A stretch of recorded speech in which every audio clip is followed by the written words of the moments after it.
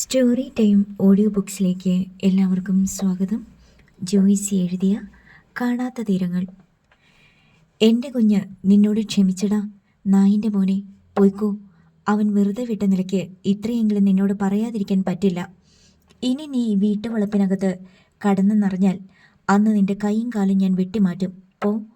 ഹേമചന്ദ്രൻ അപ്പോൾ തന്നെ തിരിഞ്ഞ് ക്രോധൻ മുഴുവൻ കാൽപാദങ്ങളിൽ അമർത്തി ഹാളിൽ നിന്നിറങ്ങിപ്പോയി. അതിനു പിറകെ ബാലകൃഷ്ണ മേനോനും പോയി. പെട്ടെന്നൊരു നിശബ്ദത അവിടെയുണ്ടായി. ജനാർദ്ദനക്കുറുപ്പ് ഹരീന്ദ്രൻ്റെയും ജഗന്നാഥൻ്റെയും മുന്നിലേക്ക് വന്നു. നിങ്ങളുടെ രണ്ടുപേരുടെയും അനുവാദത്തോടെയല്ലേ ഈ അതിക്രമങ്ങളൊക്കെ നടന്നത്? ഈ വീട്ടിൽ നിങ്ങളുടെ മൂക്കിന് താഴെ ആ ചെക്കനെ തല്ലിയപ്പോൾ തൻ്റെയൊന്നും വായിൽ നാക്കില്ലായിരുന്നോടോ? ജഗന്നാഥക്കുറുപ്പ് മിണ്ടിയില്ല. ഹരീന്ദ്രനും തല താഴ്ത്തി. നീ എങ്ങനെ ഇതിൽ ചെന്ന് പെട്ടു? ആരുടെ കാറാ തല്ലി തകർത്തത്? എന്താ കാരണം? അച്ഛാ, എറണാകുളത്ത് നിന്ന് ചിലർ ഇവിടെ വന്നു. അക്കൂട്ടത്തിൽ ഹരിപ്പാട്ടെ ജഡ്ജിയുടെ മകനും ഉണ്ടായിരുന്നു. അവന് വന്ന കാറാ തല്ലി തകർത്തത്, ഉണ്ണിമായ പറഞ്ഞു. അതെന്തിനാ അങ്ങനെ ചെയ്തേ? ഹരിയേട്ടൻ്റെ അനുജത്തി ഒരാളുണ്ടായിരുന്നല്ലോ, മാളവിക. അതിനെപ്പറ്റി അവർക്ക് ചില വിവരങ്ങൾ കിട്ടി. അതന്വേഷിക്കാൻ വേണ്ടി വന്നതാ. അത് ഇവർക്കാർക്കും ഇഷ്ടപ്പെട്ടില്ല. കല്ലാറ്റുപടിക്കിലെ ബാലകൃഷ്ണ മേനോനും ഹേമചന്ദ്രനും അതുമായിട്ടെന്താ ബന്ധം? അച്ഛാ, എന്തൊക്കെയോ കുഴപ്പങ്ങളുണ്ട്. ഇവരെല്ലാം കൂടി സംഘം ചേർന്ന് അന്ന് പലതും ചെയ്തിട്ടുണ്ട്. ഇവർ മാളവികയെ പോണ്ടിച്ചേരിക്ക് കൂട്ടിക്കൊണ്ടുപോയി അവിടെ ഒരു ആശുപത്രിയിൽ വെച്ച് പ്രസവിച്ചു. എന്നിട്ട് ആ കുഞ്ഞിനെ ഒന്നുകിൽ ഉപേക്ഷിച്ചു, അല്ലെങ്കിൽ അർദ്ധഗർഭമായ ഒരു അർദ്ധവിരാമമായിരുന്നു അത്. ഉപ്പു തിന്നവൻ വെള്ളം കുടിക്കും. എത്ര കാലം കഴിഞ്ഞിട്ടായാലും നീ ഇതിലൊന്നും തലയിടാൻ പോകണ്ട. ഇതൊക്കെ അവരുടെ കാര്യം, അവരനുഭവിച്ചോളും. ഞങ്ങൾ പോട്ടെ മോളെ. വേറൊരു വഴിക്ക് പോകാനിറങ്ങിയതാ. ജനാർദ്ദനക്കുറുപ്പും മക്കളും യാത്ര പറഞ്ഞിറങ്ങി. മുറ്റം വരെ ഉണ്ണിമായിയും മകനും അവരെ പിടിച്ചെന്നു. ഇതാരെ കൊണ്ട് ചെയ്യിച്ചു ചേച്ചി? തല്ലി തകർത്ത കാർ നോക്കി മുരളി ഉണ്ണിമായിയോട് ചോദിച്ചു. 2-3 കൊട്ടേഷൻ ഗുണ്ടകളെ കൊണ്ടുവന്നിട്ടുണ്ടായിരുന്നു. എന്നിട്ട് അവരെവിടെ? കോട്ടയത്തെ SP ഓഫീസിൽ നിന്ന് ഒരു ഉദ്യോഗസ്ഥനെയും കൂട്ടിയ എറണാകുളംകാർ വന്നത്. അത് മനസ്സിലായപ്പോഴേ ഗുണ്ടകൾ ഓടി രക്ഷപ്പെട്ടെന്നാ തോന്നണേ. പിന്നീട് അവരെ കണ്ടതേയില്ല. ഹേമചന്ദ്രനും ബാലകൃഷ്ണ മേനോനും ഇന്നോവയിൽ കയറി ഇരിപ്പുണ്ടായിരുന്നു. ചെറുവള്ളിക്കാവുകാരുടെ ലാൻഡ് റോവർ പോകാതെ അവർക്ക് വണ്ടി ഇറക്കാൻ പറ്റില്ല. അതിനുള്ളിൽ തന്നെ ഇരിപ്പുണ്ടായിരുന്നു ഗുണ്ടകളും. ജനാർദ്ദനക്കുറുപ്പും മക്കളും ലാൻഡ് റോവറിൽ കയറി ഓടിച്ചുപോയി. അവർ പോയി കഴിഞ്ഞപ്പോൾ ഹരീന്ദ്രനും ജഗന്നാഥക്കുറുപ്പും കൂടി മുറ്റത്തേക്ക് വന്നു. ആദ്യം ഹേമചന്ദ്രനും പിന്നെ ബാലകൃഷ്ണ മേനോനും ഇന്നോവയിൽ നിന്നിറങ്ങി. ചെറുവള്ളിക്കാവുകാര് അവരുടെ പാട്ടിന് പോട്ടെ, നമ്മളവരെ ഗൗനിക്കണ്ട, ഹേമചന്ദ്രൻ അവരോട് പറഞ്ഞു. പക്ഷേ സന്ദീപിനും പാർട്ടിക്കും എന്തൊക്കെയോ തെളിവ് കിട്ടിയിട്ടുണ്ട്. ആ BSNL ഉദ്യോഗസ്ഥനുണ്ടല്ലോ, രാജഗോപാൽ, അയാളുടെ വേറെ ബോട്ട്സ് എല്ലാം അന്വേഷിക്കാൻ ഞാൻ ഏർപ്പാട് ചെയ്യുന്നുണ്ട്. അയാൾക്ക് ഇതിലുള്ള ഇൻട്രസ്റ്റ് എന്താണെന്ന് അറിയണമല്ലോ. മാളവിക പ്രസവിച്ച പെൺകുട്ടി ജീവിച്ചിരിപ്പുണ്ടെന്ന എൻ്റെ ബലമായ സംശയം, ബാലകൃഷ്ണ മേനോൻ പറഞ്ഞു. ഹരീന്ദ്രൻ അന്തം വിട്ട് മേനോനെ നോക്കി. അതിനൊരു സാധ്യതയുമില്ല, ഹരീന്ദ്രൻ തർക്കിച്ചു. അതിനെ കടലിൽ കളഞ്ഞുന്നല്ലേ നമ്മൾ ഇത്ര നാളും വിശ്വസിച്ചു പോന്നത്? എന്തെങ്കിലും തിരിമറി നടന്നിട്ടുണ്ടായിരിക്കും. ആരെയും വിശ്വസിക്കാൻ പറ്റില്ലല്ലോ. ഞാനൊരു സംശയം പറയട്ടെ, നിങ്ങൾ ആരും ഞെട്ടരുത്, ഹേമചന്ദ്രൻ പറഞ്ഞു. എന്താ? മേനോനും കുറുപ്പും ഉദ്വിഗ്നരായി. എനിക്ക് തോന്നുന്നത് ആ പെൺകുട്ടിയുണ്ടല്ലോ, BSNL ഉദ്യോഗസ്ഥൻ്റെ മകൾ, ഒരുപക്ഷെ അവൾ മാളവികയുടെ മകളായിരിക്കും. ഹരീന്ദ്രനും ജഗന്നാഥക്കുറുപ്പും ഞെട്ടിത്തരിച്ചുപോയി. ബാലകൃഷ്ണ മേനോനും ഒരു നടുക്കം തോന്നി. ഞാനൊരു സാധ്യത പറഞ്ഞെന്നേ ഉള്ളൂ. തൽക്കാലം ഞങ്ങൾ അങ്ങ് പോവുക. നിലവിൽ ഒന്നും ഭയപ്പെടാനില്ല. എന്നുവെച്ച് ജാഗ്രത കുറയ്ക്കാനും പറ്റില്ല. എല്ലാവരും കരുതിയിരിക്കണം. ഹേമചന്ദ്രൻ കാറിൽ ചെന്ന് കയറി. ബാലകൃഷ്ണ മേനോനും കയറി. കാർ ഗേറ്റിന് വെളിയിലേക്ക് കുതിച്ചു. ജഗന്നാഥക്കുറുപ്പും ഹരീന്ദ്രനും ഭയാശങ്കകളോടെ പരസ്പരം നോക്കി നിന്നു. ബഹളമൊഴിഞ്ഞു. മാങ്ങോട്ടുശ്ശേരി വീട്ടിൽ ആശങ്കാഭരിതമായൊരു നിശബ്ദത തിങ്ങി. എല്ലാവർക്കും എന്തെല്ലാമോ ചോദിക്കാനും പറയാനുമുണ്ട്. ഉൾക്കരുത്ത് കിട്ടുന്നില്ല. മല്ലികച്ചിട്ട പലതവണ തൻ്റെ മുറിയിൽ വാർദ്ധക്യം ബാധിച്ച കട്ടിലിൽ പോയി ഇരുന്നു. അപ്പോഴെല്ലാം അവർക്ക് തൻ്റെ ഭർത്താവിനോടും മകനോടും പലതും ചോദിക്കാനും പറയാനും ഉണ്ടെന്ന് തോന്നി. ആ വെമ്പലിൽ അവർ എഴുന്നേറ്റ് ഹാളിൽ വരെ നടന്നു ചെല്ലും. അതോടെ മനസ്സും ശരീരവും ദുർബലമാകും. അവർ തിരിച്ചു പോരും. അങ്ങനെ ഹാളിൽ വന്ന് നിൽക്കുമ്പോൾ ഉണ്ണിമായ അവരോട് പറഞ്ഞു. അമ്മയ്ക്ക് എന്തെങ്കിലും ചോദിക്കാനോ പറയാനോ ഉണ്ടെങ്കിൽ ധൈര്യമായിട്ട് ചോദിക്ക്. ഈ പ്രായത്തിൽ ഇനി ആരെയാ പേടിക്കുന്നേ? ആളുകളെ പേടിച്ചിട്ടല്ല, അവരുടെ വായിന്ന് വരുന്ന വർത്തമാനങ്ങളെയാ പേടി, മല്ലിക ചിറ്റ പറഞ്ഞു. ആ സന്ദീപിൻ്റെ കൂടെ വന്ന പെൺകുട്ടിയെ കണ്ടിട്ട് അമ്മയ്ക്ക് എന്തെങ്കിലും തോന്നിയോ? മല്ലിക ചിറ്റ ഉണ്ണിമായയുടെ നേർക്ക് കൺമിഴിച്ചു നോക്കി. അവരുടെ മനസ്സിലും ഒരു സംശയം ഇരുന്ന് വിങ്ങുന്നുണ്ടായിരുന്നു. അമ്മയുടെ ചെറുപ്പകാലത്തിൻ്റെ ഒരു മുഖഛായ പോലെ എനിക്ക് തോന്നി. ആ കണ്ണും നെറ്റിയുമൊക്കെ, പിന്നെ നിറം. നീ എന്താ മായയെ പറഞ്ഞുകൊണ്ട് വരുന്നേ? മല്ലിക ചിറ്റ വീർപ്പ് മുട്ടിക്കൊണ്ട് ചോദിച്ചു. ഉണ്ണിയല്ലേ അവളെ അമ്മയുടെ അടുത്തോട്ട് കൂട്ടിക്കൊണ്ടു വന്നേ. അവൻ എന്താ അങ്ങനെ തോന്നാൻ? അവന് ഒരു 10 വയസ്സുകാരൻ്റെ ബുദ്ധിയല്ലേ ഉള്ളൂ. എന്നിട്ടും അവന് തോന്നിയില്ലേ അവൾ അമ്മയുടെ ആരോ ആണെന്ന്? ശിശുക്കൾക്കും ബുദ്ധിമാന്ദ്യമുള്ളവർക്കും മുതിർന്നവർക്കില്ലാത്ത ചില ഉൾക്കാഴ്ചകളും തിരിച്ചറിവുകളും ഉണ്ട്. ഉണ്ണിയുടെ കാര്യത്തിൽ പലവട്ടം ഞാനത് കണ്ടിട്ടുള്ളതാ. ആ പെങ്കൊച്ച് എൻ്റെ ആരാണെന്നാ നീ വിചാരിക്കുന്നേ? മല്ലിക ചിറ്റ ചോദിച്ചു. എനിക്കറിയില്ല. ഒരുപക്ഷെ അവൾ മാളുവിൻ്റെ മകളാണെങ്കിലോ? അത് കേട്ടതും മല്ലിക ചിറ്റയുടെ പാദം മുതൽ നെറുക വരെ ഒരു തരിപ്പ് പടർന്നു കയറി. തലമുടിയെല്ലാം കൂർത്തു നിൽക്കുന്ന പോലെ അവർക്ക് തോന്നി. കണ്ടതും കേട്ടതുമൊക്കെ വെച്ച് നോക്കുമ്പോൾ അങ്ങനെയും സംശയിക്കണമല്ലോ, ഉണ്ണിമായ പറഞ്ഞു. എറണാകുളത്ത് നിന്ന് വന്നവർക്ക് മാളുവിനെ പറ്റി ചില വിവരങ്ങൾ കിട്ടിയിട്ടുണ്ട്. മാളു പോണ്ടിച്ചേരിയിലെ ഏതോ ഹോസ്പിറ്റലിൽ വെച്ച് പെൺകുഞ്ഞിനെ പ്രസവിച്ചു അത്രേ. ആരൊക്കെയാണ് മാളുവിനെ പോണ്ടിച്ചേരിക്ക് കൊണ്ടുപോയതെന്നും അവർ പറഞ്ഞില്ലേ? കല്ലാറ്റുപടിയിലെ ബാലമാമ, ഹേമചന്ദ്രൻ, ഇവിടുത്തെ അച്ഛൻ, പിന്നെ അമ്മയുടെ മകൻ. ഇതൊന്നും ആരും ഇതുവരെ നമ്മളോട് പറഞ്ഞിട്ടില്ലല്ലോ. എന്താ അതിനർത്ഥം? മല്ലിക ചിറ്റിയുടെ കണ്ണിൽ സംശയത്തിൻ്റെ നിഴലുകൾ കെട്ടിപ്പിടഞ്ഞു. മാളുവും ചന്ദ്രബാബുവും മണിമലയിൽ നിന്ന് പോയ ശേഷം അമ്മ എത്ര തവണ പറഞ്ഞു അവരെ എവിടെ ഉണ്ടെന്ന് ഒന്ന് അന്വേഷിക്കാൻ? ഓരോ വർഷവും പറഞ്ഞില്ലേ? ആരെങ്കിലും അന്വേഷിച്ചു പോയോ ഇവിടുന്ന്? ഇല്ലല്ലോ. അമ്മ എന്താ വിചാരിച്ചുകൊണ്ടിരുന്നേ? ദുരഭിമാനം കൊണ്ടാ പോകാത്തതെന്ന് അല്ലേ? മാളു, അവളെ ആര്? മല്ലിക ചിറ്റയ്ക്ക് വാക്കുകൾ കിട്ടുന്നുണ്ടായിരുന്നില്ല. 100,000 ചിന്തകൾ, പേടികൾ, ആധികൾ അവരുടെ ഉള്ളിൽ തിളച്ചു മറിഞ്ഞു. ഇവിടത്തെയും അവിടത്തെയും ആണുങ്ങളെല്ലാം കൂടി എന്തൊക്കെയോ ചെയ്തിട്ടുണ്ട്, ഉണ്ണിമായ പറഞ്ഞു. അതിൻ്റെ ആഫ്റ്റർ എഫക്റ്റായി ഈ കാണുന്നതൊക്കെ. അല്ലെങ്കിൽ എന്തിനാ മാളുവിനെ തിരക്കി വന്ന സന്ദീപിൻ്റെ കാറ് തല്ലി തകർത്തേ? അവരെ അടിക്കാൻ ചെന്നത് എന്തിനാ ഈ പോലീസും ബഹളവും? അമ്മയൊന്ന് ചിന്തിച്ചു നോക്കിക്കേ. മല്ലിക ചിറ്റയ്ക്ക് ഇപ്പോൾ മനസ്സിലാകുന്നുണ്ട്, തൻ്റെ ഭർത്താവിനും മകനും വിറളി പിടിച്ചിരിക്കുന്നു. മാളവികയുടെ കാര്യങ്ങളിൽ ഇടപെടാൻ യാതൊരു ബാധ്യതയുമില്ലാത്ത ഹേമചന്ദ്രൻ അരയും തലയും മുറുക്കി ഇറങ്ങിയിരിക്കുന്നു. അതിൻ്റെ എല്ലാം പിന്നിൽ ബാലേട്ടൻ, പോണ്ടിച്ചേരിയിലെ ഭാസിയേട്ടൻ. ഉണ്ണിമായ പറഞ്ഞ പോലെ മാളുവിൻ്റെ മകളാണോ കുറച്ചു മുമ്പ് തൻ്റെ അടുക്കൽ വന്നത്, തന്നെ തൊട്ടത്, തൻ്റെ കൈ പിടിച്ച് നടത്തി ഹാളിൽ വരെ കൊണ്ടുവന്നത്? മല്ലിക ചിറ്റയുടെ ഉടലിൽ കുളിർ കോരിയിട്ടു. ഈശ്വര! മല്ലിക ചിറ്റ നെഞ്ചിൽ കൈവച്ചു. അവരുടെ കണ്ണിൽ കർപ്പൂരമലിഞ്ഞു. പത്രം ഓഫീസിലെ ലൈബ്രറിയിൽ നിന്ന് ജോജോ കുരുവിള ശേഖരിച്ച് നൽകിയ ക്ലിപ്പിംഗ്സ് പരിശോധിച്ചുകൊണ്ട് ഫോർച്യൂണറിൽ ഇരിക്കുകയാണ് സന്ദീപും കിഷോറും അല്ലിമയും. SP ഓഫീസിൽ നിന്നുള്ള പോലീസ് ഉദ്യോഗസ്ഥനും ഒപ്പമുണ്ട്. രാജഗോപാലാണ് ഡ്രൈവ് ചെയ്യുന്നത്. അങ്കിളെ, ഫോർച്യൂണറുമായിട്ട് ഇണങ്ങിയോ? കിഷോർ ചോദിച്ചു. ഇത് ഞാൻ മുമ്പ് ഓടിച്ചിട്ടുണ്ട്. ബ്രദർ ഇൻ ലോയ്ക്ക് ഒരെണ്ണം ഉണ്ടായിരുന്നു, രാജഗോപാൽ പറഞ്ഞു. അല്ലി ചേച്ചി, എങ്ങനെയുണ്ടായിരുന്നു? അമ്മ വീട്ടിലെ ഫസ്റ്റ് എക്സ്പീരിയൻസ്. കിഷോർ അല്ലിമയെ നോക്കി. ഞാൻ വല്ലാതെ പേടിച്ചു പോയി കേട്ടോ. എന്തായിരുന്നു അവരുടെ വരവ്? അധോലോക കഥ പറയുന്ന ഹിന്ദി സിനിമയിലും തമിഴ് സിനിമയിലും ഒക്കെ കാണുന്ന പോലെ കാറൊക്കെ അടിച്ച് തകർത്ത്. ആ DYSP ഉണ്ടല്ലോ, ഹേമചന്ദ്രൻ, അയാൾ ഒരു പോലീസ് ഉദ്യോഗസ്ഥനാണെന്ന് തോന്നിയതേയില്ല. ഒരു അധോലോക നായകൻ. അല്ലിമ പറഞ്ഞു. അവിടുത്തെ സ്ത്രീകൾക്ക് ഒന്നും അറിയില്ല, അതെനിക്ക് മനസ്സിലായി, രാജഗോപാൽ പറഞ്ഞു. 96 ജനുവരി ഫസ്റ്റ് വീക്കിലാണ് മാളവികയും ചന്ദ്രബാബുവും വീട് വിട്ട് പോയി രജിസ്റ്റർ മാരേജ് നടത്തിയത്. പത്രങ്ങളുടെ ക്ലിപ്പിംഗ്സ് പരിശോധിച്ചുകൊണ്ട് സന്ദീപ് പറഞ്ഞു. നിയമപ്രകാരമുള്ള രജിസ്റ്റർ മാരേജ് ആയിരുന്നില്ല. Just an agreement for living together. രണ്ടിലൊരാൾ വേണ്ട എന്ന് പറഞ്ഞാൽ തീർന്നു അതിൻ്റെ ലീഗൽ വാലിഡിറ്റി. ആ സാധ്യത മുന്നിൽ കണ്ടിട്ടാണ് പോലീസ് ഫോഴ്സിൻ്റെ സഹായത്തോടെ മാളവികയുടെ വീട്ടുകാർ 2 പേരെയും പെരുവന്താനത്തെ ബന്ധുവീട്ടിൽ നിന്ന് പൊക്കിയതും ചന്ദ്രബാബുവിനെ മണിമല സ്റ്റേഷനിൽ കൊണ്ടുവന്ന് മർദ്ദിച്ച് അവശനാക്കിയതും. അല്ലിമ ക്ലിപ്പിംഗ്സ് മടിയിൽ വെച്ചിട്ട് സന്ദീപ് പറയുന്നത് കേട്ടുകൊണ്ടിരുന്നു. തൻ്റെ അച്ഛൻ്റെയും അമ്മയുടെയും കഥയാണിതെന്ന ഓർമ്മയിൽ അവളുടെ മനസ്സ് തരളമായി.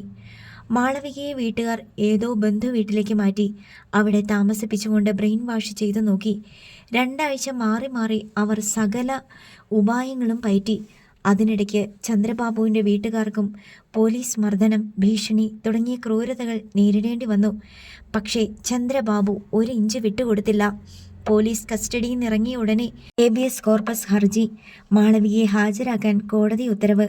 ബന്ധുക്കൾക്ക് അവരെ കോടതിയിൽ എത്തിക്കേണ്ടി വന്നു. കോടതിയുടെ ചോദ്യം: സ്വന്തം വീട്ടുകാരോടൊപ്പം പോകുന്നോ അതോ ചന്ദ്രബാബുവിനോടൊപ്പമോ? ഒരൊറ്റ വാക്കുമതി അവരുടെ ജീവിതത്തിൻ്റെ ഗതിമ നിർണ്ണയിക്കാൻ. ചന്ദ്രബാബുവിന് മാളവികയുടെ സ്നേഹത്തിൽ അത്രമേൽ വിശ്വാസമുണ്ടായിരുന്നിരിക്കണം. 2 ആഴ്ചത്തെയോ 4 ആഴ്ചത്തെയോ ബ്രെയിൻ വാഷിംഗ് കൊണ്ടൊന്നും അവളുടെ മനസ്സ് മാറില്ലെന്നും ആ സ്നേഹത്തിന് ഒരു പോറൽ പോലും ഏൽപ്പിക്കാൻ ആർക്കും സാധിച്ചിട്ടില്ലെന്നും ഒരൊറ്റ വാക്കുകൊണ്ട് അവൾ തെളിയിച്ചു. ചന്ദ്രബാബുവിനൊപ്പം എന്നായിരുന്നു അവളുടെ മറുപടി. സന്ദീപ് മുഖം തിരിച്ച് അലിമയെ നോക്കി. അവളുടെ കണ്ണ് നിറഞ്ഞിരിക്കുന്നത് അവൻ കണ്ടു. കല്ലാറ്റുപടികൾക്കാരും മാങ്ങാട്ടുശ്ശേരിക്കാരും കോടതിയിൽ നിന്ന് വെറും കൈയോടെ തിരിച്ചുപോയി. പിന്നെ നമ്മുടെ മുന്നിലുള്ള കഥ: ചന്ദ്രബാബുവും ഫാമിലിയും മണിമല കിഴക്കേപ്പാറ റോഡിന് സമീപം ഉണ്ടായിരുന്ന വീട് വിറ്റ് പെരുവന്താനത്തിന് പോയെന്നാണ്. അതിനുശേഷം ആർക്കും അവരെപ്പറ്റി ഒരു വിവരവുമില്ല. സന്ദീപ് പറഞ്ഞു നിർത്തി. കാർ മുണ്ടക്കയം ടൗണും മണിമലയാറിന് മീതെയുള്ള പാലവും കടന്ന് പെരുവന്താനം ലക്ഷ്യമാക്കി പോയിക്കൊണ്ടിരുന്നു. നമുക്ക് പെരുവന്താനം പോലീസ് സ്റ്റേഷനിൽ കയറി എന്തെങ്കിലും വിവരം കിട്ടുമോ എന്ന് അന്വേഷിച്ചിട്ട് പോകാം, കൂടെയുള്ള പോലീസ് ഉദ്യോഗസ്ഥൻ അഭിപ്രായപ്പെട്ടു. അതാ നല്ലത്. രാജഗോപാൽ പിന്താങ്ങി. SP ഓഫീസിൽ നിന്ന് ഒരാളും നമ്മുടെ കൂടെയുള്ളപ്പോൾ നല്ല സഹകരണം കിട്ടും. പെരുവന്താനം പോലീസ് സ്റ്റേഷനിലേക്ക് അധിക ദൂരം ഉണ്ടായിരുന്നില്ല. കരിങ്കൽ തൂണുകളിൽ ഘടിപ്പിച്ച ഇരുമ്പ് ഗേറ്റിലൂടെ ഫോർച്യൂണർ ഇരുവശത്തും കാവൽക്കാരെ പോലെ നിൽക്കുന്ന 2 തെങ്ങുകൾക്കിടയിലൂടെ സ്റ്റേഷന്റെ മുറ്റത്ത് ചെന്ന് നിന്നു. സന്ദീപും സുനിൽ നാരായണനും കൂടി കാറിൽ നിന്നിറങ്ങി പോലീസ് സ്റ്റേഷനിലേക്ക് കയറിപ്പോയി. അല്ലിമ കാറിനുള്ളിൽ തന്നെ ഇരുന്നു. കിഷോർ പുറത്തിറങ്ങി ഞെളിപിരി കൊള്ളുന്ന മാതിരി വളഞ്ഞ് ശരീരവും കൈകളും വളച്ചും തിരിച്ചും നടു നിവർത്തി. രാജഗോപാൽ പുറത്തിറങ്ങി പരിസരം നോക്കി. 10 മിനിറ്റിനുള്ളിൽ സന്ദീപും സുനിൽ നാരായണനും തിരിച്ചെത്തി. ഇവിടുത്തെ പോലീസുകാർക്ക് അറിയില്ല, 22 വർഷം മുമ്പ് സർവീസിലുണ്ടായിരുന്ന ഒറ്റയാൾ പോലും ഇപ്പോൾ ഈ സ്റ്റേഷനിലില്ല. സന്ദീപ് പറഞ്ഞു. എല്ലാവരും കാറിൽ കയറി. ഒറ്റ വഴിയേയുള്ളൂ, പെരുവന്താനം ടൗണിൽ ചെന്ന് പത്രം ഏജന്റിനോട് ചോദിക്കുക. അതും പറ്റിയില്ലെങ്കിൽ post office. Car police station മുറ്റത്തിട്ട് തിരിച്ചു. ഇനി പെരുവന്താനം ടൗണിലേക്ക്. ടൗണിലെത്തിയ ശേഷം രാജഗോപാൽ സൗകര്യപ്രദമായി വണ്ടി ഒതുക്കി. കിഷോറും സന്ദീപും കൂടി പത്രം ഏജന്റിനെ തിരക്കി നടന്നു. നമുക്ക് ഓരോ ചായ കുടിക്കാം, രാജഗോപാൽ സുനിൽ നാരായണനോട് പറഞ്ഞു. പിന്നെ അലിമയെ നോക്കി. ഞാൻ ഇവിടെ ഇരുന്നോളാം അച്ഛാ, അവൾ പറഞ്ഞു. രാജഗോപാലും സുനിൽ നാരായണനും കൂടി ഒരു ടീ ഷോപ്പിൽ കയറി. ചായ കുടിച്ചുകൊണ്ടിരിക്കെ പ്രായം ചെന്ന ചായക്കടക്കാരൻ എവിടെ പോകുന്നു, എവിടുന്ന് വരുന്നു എന്നെല്ലാം തിരക്കി. രാജഗോപാൽ അയാളോട് യാത്രാ ഉദ്ദേശം ചുരുക്കി പറഞ്ഞു. സാറേ, അതിവിടെ ഒന്നുമല്ല, പുല്ലുപാറയാ. പുല്ലുപാറയോ? അതെവിടെയാ? ഇവിടുന്ന് കുറേ കൂടെ മുകളിലോട്ട് പോണം, വളഞ്ഞങ്ങാനത്തിന് താഴെ. ചേട്ടന് അവരെ അറിയാമോ? സാറേ, എനിക്കറിയാമേല, പണ്ടെങ്ങാണ്ട് കേട്ടിട്ടുണ്ട്. പക്ഷെ സാറ് പറഞ്ഞ ഈ കഥയൊക്കെ എനിക്കറിയാം. പറഞ്ഞു കേട്ടിട്ടുമുണ്ട്, പത്രത്തിലും വായിച്ചിട്ടുണ്ട്, ചായക്കടക്കാരൻ പറഞ്ഞു. ഒരു കൈലിയും ബനിയനും മാത്രമായിരുന്നു അയാളുടെ വേഷം. കഴുത്തിലൊരു കൊന്തയും കുരിശും ഞാന്ന് കിടപ്പുണ്ട്. കുടവയറും കഷണ്ടിയും. കൊന്ത കൂടാതെ ഒരു സ്വർണ്ണ ചെയിൻ ബനിയനുള്ളിലെ നരച്ച രോമക്കാട്ടിലേക്ക് ഊർന്നു കിടപ്പുണ്ടായിരുന്നു. അടുത്ത കാലത്ത് അവരെ പറ്റി എന്തെങ്കിലും? സാറേ, പുല്ലുപാറ ചെന്ന് ചോദിച്ചാൽ കൃത്യവിവരം കിട്ടും. ഇതിനിടയിൽ കിഷോറും സന്ദീപും തിരിച്ചെത്തി. രാജഗോപാലും സുനിൽ നാരായണനും ചായ കുടിച്ച് കടയിൽ നിന്നിറങ്ങി. പുല്ലുപാറയാ അവർ താമസിച്ചുകൊണ്ടിരുന്നത്. കിഷോർ തനിക്ക് കിട്ടിയ വിവരം രാജഗോപാലിനെ അറിയിച്ചു. എന്നാൽ ഇനി അങ്ങോട്ട് പോകാം. എല്ലാവരും വണ്ടിയിൽ കയറി. ഇപ്പോൾ അവരവിടെയുണ്ടോ? രാജഗോപാൽ സന്ദീപിനോട് ചോദിച്ചു. ഇവിടുത്തുകാർക്ക് അറിയില്ല, ദൂരം കുറേ ഉണ്ട്. രാജഗോപാൽ ഡ്രൈവ് ചെയ്തുകൊണ്ടിരുന്നു. വളവ് തിരിവുകൾ ധാരാളമുള്ള കയറ്റം. വണ്ടി കയറ്റം കയറുകയാണ്. ഒടുവിൽ അവർ പുല്ലുപാറ ജംഗ്ഷനിൽ എത്തി. ഓട്ടോറിക്ഷക്കാരൻ മുൻപേ പോകുന്നുണ്ടായിരുന്നു. പുല്ലുപാറയിൽ നിന്ന് സന്ദീപ് വിളിച്ചതാണ് ഓട്ടോറിക്ഷ. സന്ദീപ് പറഞ്ഞ അടയാളങ്ങളും ലക്ഷണങ്ങളും എല്ലാം കൂട്ടിച്ചേർത്ത് നോക്കിയപ്പോൾ മധ്യവയസ്കനായ ഓട്ടോ ഡ്രൈവർക്ക് സംഭവത്തിൻ്റെ ഒരു ഏകദേശ രൂപം കിട്ടി. സന്ദീപും കൂട്ടരും അന്വേഷിക്കുന്ന കുടുംബം ഇപ്പോൾ അവിടെയില്ലെന്നും, പക്ഷേ അവർക്ക് അവിടെ വെച്ച് ഒരു വലിയ ദുരന്തമുണ്ടായെന്നും അതിനുശേഷം അവർ ആ വീടും സ്ഥലവും വിറ്റ് മറ്റെവിടേക്കോ പോയെന്നും ഓട്ടോ ഡ്രൈവർ തങ്കച്ചൻ അവരോട് വെളിപ്പെടുത്തി. എന്നാലും അവർ താമസിച്ചിരുന്ന വീട് കാണണമെന്ന് സന്ദീപ് ആവശ്യപ്പെട്ടു. അതനുസരിച്ച് ഓട്ടോക്കാരൻ അവരെ പുല്ലുപാറയിൽ നിന്ന് മുറിഞ്ഞപുഴ എന്ന സ്ഥലത്തേക്ക് കൂട്ടിക്കൊണ്ടുപോയി. അവിടെ നിന്ന് വലത്തേക്ക് തിരിഞ്ഞ് പാഞ്ചാലിമേട് റോഡിലൂടെ കുറേ ദൂരം സഞ്ചരിച്ചു. ഓട്ടോറിക്ഷ ഒരിടത്ത് നിർത്തിയപ്പോൾ പിന്നാലെ ചെന്ന ഫോർച്യൂണർ അതിന് കുറച്ച് പിന്നിലായി നിർത്തി. എല്ലാവരും ഇറങ്ങി. ദാ ഈ വഴിക്കൂടെ കുറച്ച് നടക്കണം. ഓട്ടോറിക്ഷക്കാരൻ അവരെ സമീപിച്ചു പറഞ്ഞു. പുൽമേട് പോലെ തോന്നിച്ച ഒരു കുന്നിൻ ചെരുവായിരുന്നു അത്. കുറച്ച് പോയാൽ മതി, ഞാനും വരാം, ഓട്ടോറിക്ഷക്കാരൻ പ്രോത്സാഹിപ്പിച്ചു. പുൽമേട്ടിലെ ഒറ്റയടിപ്പാതയിലൂടെ കുറച്ചു ദൂരം നടന്ന് കുത്തനെയുള്ള ഇറക്കം താണ്ടിയപ്പോൾ താഴെ തകര ഷീറ്റ് മേഞ്ഞ ഒരു വീട് കാണായി. ദാ ആ വീട്ടിലാണ് അവർ താമസിച്ചുകൊണ്ടിരുന്നേ. ഞാനിത് ഓർത്തിരിക്കാൻ കാരണം ആ വീട്ടുകാരുടെ കൂടെ ഒരു സുന്ദരി പെണ്ണുണ്ടായിരുന്നു. ഓട്ടോ ഡ്രൈവർ തങ്കച്ചൻ പറഞ്ഞു. പട്ടണത്തിലെ പോലെയല്ല, ഇവിടെയുള്ള ഓട്ടോക്കാർക്ക് ഓരോ വീട്ടുകാരെയും അവിടെയുള്ള ആൾക്കാരെയും അറിയാം. ഞാനന്ന് ചെറുപ്പമാ. വെറുതെ ഇരിക്കുമ്പോൾ ഞങ്ങൾ ഓരോ വീട്ടിലെയും പെണ്ണുങ്ങളുടെ കാര്യം ചർച്ച ചെയ്യുമല്ലോ. ആ വീട്ടിലേക്ക് താമസത്തിന് വന്ന പെണ്ണിനെയും ഞങ്ങൾ ശ്രദ്ധിച്ചു. ആ പെണ്ണ് ആ വീട്ടിലെ അല്ലെന്ന് ആദ്യം കണ്ടപ്പോൾ തന്നെ ഞങ്ങൾക്ക് തീർച്ചയായിരുന്നു. അന്വേഷിച്ചപ്പോൾ ഞങ്ങൾക്ക് മനസ്സിലായി സംഗതി ശരിയാണെന്ന്. ഏതോ വലിയ കുടുംബത്തിൽ നിന്ന് ആ വീട്ടിലെ ചന്ദ്രബാബു എന്നൊരുത്തൻ അടിച്ചുകൊണ്ട് പോന്നതായിരുന്നു ആ പെണ്ണിനെ. അത്ര ഈസിയായിട്ട് തിരിച്ചറിയാൻ പറ്റും നമുക്ക്, തങ്കച്ചൻ പറഞ്ഞു നിർത്തി. ആ വീട്ടിലിപ്പോൾ ആരാ താമസം? അത് കൂട്ടിക്കേന്ന് വന്ന് സ്ഥലം വാങ്ങിച്ച കൂട്ടരാ. ചേട്ടൻ പറഞ്ഞ സുന്ദരി പെണ്ണും ആ ഫാമിലിയും എത്ര നാൾ താമസിച്ചു ആ വീട്ടിൽ? 1 വർഷം താമസിച്ചു കാണും. അന്ന് അതൊരു പുല്ലുമേഞ്ഞ വീടായിരുന്നു. പിന്നീടാ പരിഷ്കരിച്ച് ഇപ്പം കാണുന്ന ഷേപ്പിലാക്കിയെടുത്തത്. അന്ന് ആ വീട് വാങ്ങിയവരാണോ ഇപ്പോഴും അവിടെ താമസം? അല്ല സാറേ, അതിനുശേഷം മറിച്ച് വിൽപ്പന കുറേ നടന്നു, ഓട്ടോ ഡ്രൈവർ തങ്കച്ചൻ പറഞ്ഞു. ഇവിടെ ആരോടെങ്കിലും ചോദിച്ചാൽ ഞങ്ങൾ അന്വേഷിക്കുന്ന ആൾക്കാരെ പറ്റി എന്തെങ്കിലും വിവരം കിട്ടാൻ സാധ്യതയുണ്ടോ? രാജഗോപാൽ ചോദിച്ചു. പുതിയ താമസക്കാരോട് ചോദിച്ചിട്ട് കാര്യമില്ല. പഴയ ആൾക്കാരുണ്ടെങ്കിൽ അവരുടെ ഓർമ്മയിൽ എന്തെങ്കിലും കാണുമായിരിക്കും. അതും പറഞ്ഞ് ഓട്ടോക്കാരൻ തിരികെ പോയി. സന്ദീപും കൂട്ടരും തകരപ്പാളികൾ മേഞ്ഞ വീടിൻ്റെ അയൽപ്പക്കങ്ങളിൽ ചെന്ന് സംസാരിച്ചു. വീടുകൾ തമ്മിൽ കാണാൻ പറ്റാത്തത്ര അകലമുണ്ടായിരുന്നു. 2-3 ഏക്കർ കൃഷിയിടത്തിനുള്ളിൽ ഒരു വീട് എന്ന മട്ടിലായിരുന്നു ജനവാസം. പതിക്കാട്ടിൽ എന്ന് വീട്ടുപേരുള്ള ഒരയൽപ്പക്കത്ത് നിന്ന് കുറച്ച് വിവരങ്ങൾ കിട്ടി. ഏതാണ്ട് 70ഓളം വർഷങ്ങളായി ആ പ്രദേശത്ത് തന്നെ താമസിക്കുന്ന കൂട്ടരായിരുന്നു പതിക്കാട്ടിൽ വീട്ടുകാർ. 4 തലമുറയിലുള്ള ആളുകൾ അവിടെയുണ്ടായിരുന്നു. കണിയാമ്പറമ്പിൽ ശേഖരൻകുട്ടിയെക്കുറിച്ചും കുടുംബത്തെക്കുറിച്ചും പതിക്കാട്ടിൽ വീട്ടുകാർ നൽകിയ വിവരങ്ങൾ ഇത്രയുമായിരുന്നു. 22 വർഷം മുമ്പ് മണിമലയിൽ നിന്ന് ഒരു കുടുംബം വന്ന് കുന്നിൻ ചെരുവിലെ 90 സെന്റ് സ്ഥലവും പുല്ലുമേഞ്ഞ വീടും വാങ്ങി. ഒരു അച്ഛനും അമ്മയും 2 ആൺമക്കളും ഒരു യുവതിയും. ഇത്രയും പേരായിരുന്നു കുടുംബാംഗങ്ങൾ. യുവതി വളരെ സുന്ദരിയായിരുന്നതിനാൽ അയൽക്കാരുടെ എല്ലാം ശ്രദ്ധയിൽപ്പെട്ടു. പലർക്കും പലവിധ സംശയങ്ങളുണ്ടായി. ആ യുവതിയുടെ ചിത്രം പത്രത്തിൽ കണ്ടതായി ചിലർക്ക് ഓർമ്മ വന്നു. പുതിയ അയൽക്കാരുമായി പരിചയപ്പെട്ട് കഴിഞ്ഞപ്പോൾ എല്ലാ സംശയങ്ങളും മാറി. ചന്ദ്രബാബു എന്ന ബസ് കണ്ടക്ടറും മാളവിക എന്ന ധനിക യുവതിയും തമ്മിലുള്ള പ്രണയവും ഒളിച്ചോട്ടവും കേസും കോടതിയും അടക്കമുള്ള സംഭവ വികാസങ്ങളും മുറിഞ്ഞപുഴക്കാരും അക്കാലത്ത് പത്രങ്ങളിൽ വായിച്ചിട്ടുണ്ടായിരുന്നു. കടുത്ത സാമ്പത്തിക പ്രതിസന്ധിയിലായിരുന്നു ആ കുടുംബം. ചന്ദ്രബാബുവിൻ്റെ അച്ഛൻ ശേഖരൻകുട്ടി പലയിടത്തും അക്കാലത്ത് കൂലിപ്പണിക്ക് പോകുമായിരുന്നു. പതിക്കാട്ടിൽ വീട്ടിലും പണിക്ക് വന്നിട്ടുണ്ട്. മുറിഞ്ഞപുഴയിൽ താമസമാക്കിയതിനു ശേഷം ചന്ദ്രബാബു ആദ്യ മാസങ്ങളിൽ ജോലിക്ക് പോകാതെ വീട്ടിൽ തന്നെ കഴിച്ചു കൂട്ടുകയായിരുന്നു. ചന്ദ്രബാബുവിൻ്റെ അനുജൻ സുരേഷ് ബാബുവിൻ്റെ പഠിപ്പ് നിലച്ചു പോയതായി കണിയാമ്പറമ്പിൽ വീട്ടിലെ സുലോചനാമ്മ ആവലാതിപ്പെട്ടിരുന്നു. ചന്ദ്രബാബു മാളവിക പ്രണയ കേസുമായി ബന്ധപ്പെട്ടായിരുന്നു സുരേഷ് ബാബുവിൻ്റെ പഠിപ്പ് നിർത്തേണ്ടി വന്നത്. ചന്ദ്രബാബു പിന്നീട് ജോലിക്ക് പോയി തുടങ്ങി. ഏലപ്പാറ കുമളി റൂട്ടിൽ ഓടുന്ന മോർണിംഗ് സ്റ്റാർ ബസ്സിലെ പാർട്ട് ടൈം കണ്ടക്ടറായിട്ടായിരുന്നു ജോലി. ഏലപ്പാറ സ്റ്റാൻഡിൽ സ്റ്റേ ചെയ്യുന്ന ബസ്സായതിനാൽ പല ദിവസങ്ങളിലും രാത്രി മുറിഞ്ഞപുഴയിൽ എത്തിച്ചേരാൻ കഴിയുമായിരുന്നില്ല. ചില ദിവസങ്ങളിൽ ലോറിയോ ടാക്സി ജീപ്പോ മറ്റേതെങ്കിലും വാഹനമോ കിട്ടിയാൽ ചന്ദ്രബാബു അതിൽ കയറി വീട്ടിലെത്തുകയും ചെയ്തിരുന്നു.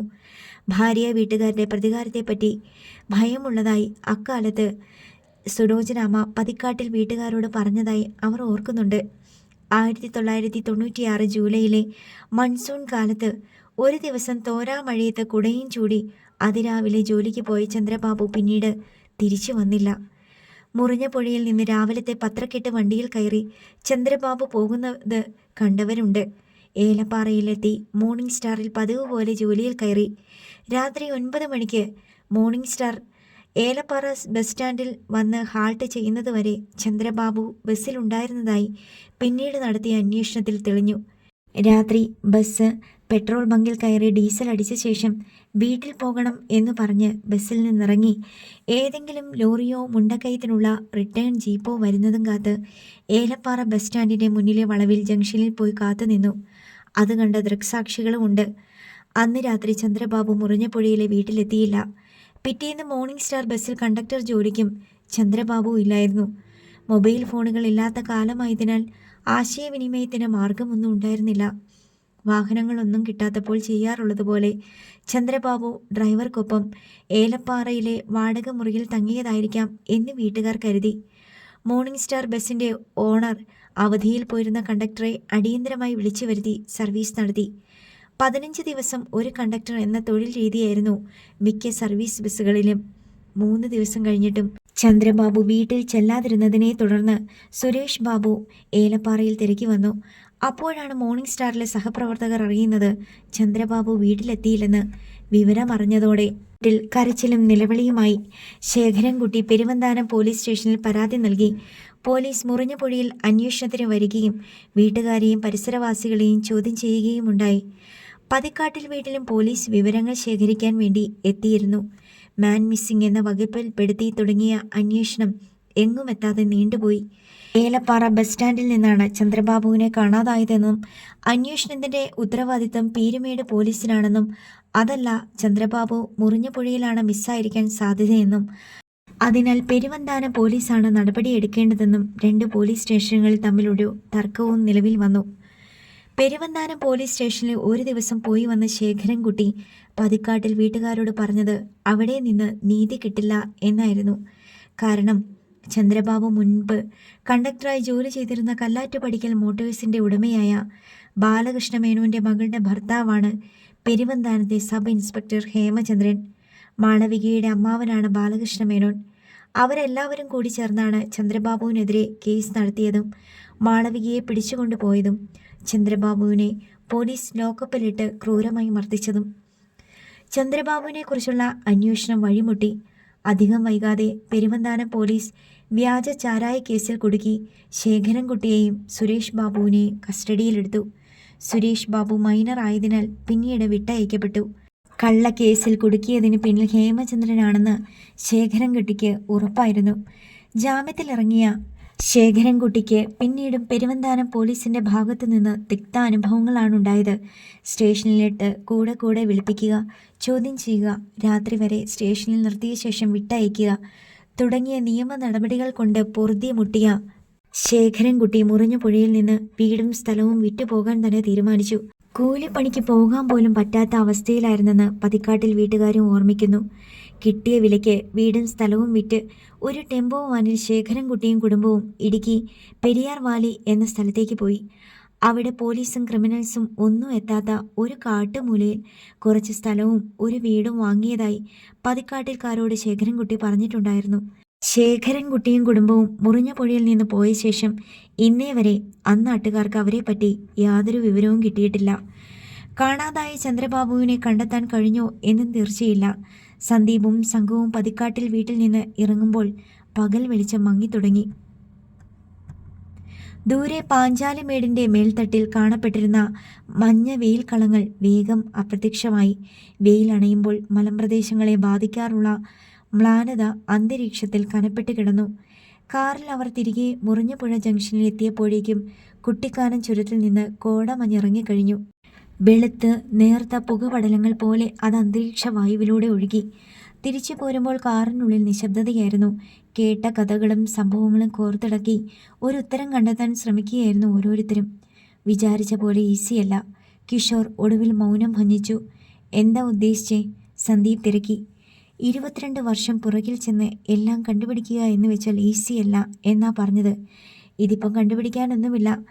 ചന്ദ്രബാബുവിനെ അവർ വകവരുത്തി. സന്ദീപ് വെട്ടി തുറന്നു പറഞ്ഞു. തൽക്കാലം നമുക്ക് ആ വിഷയം സംസാരിക്കേണ്ട, രാജഗോപാൽ പറഞ്ഞു. അല്ലിമ മൗനത്തിലാണ്.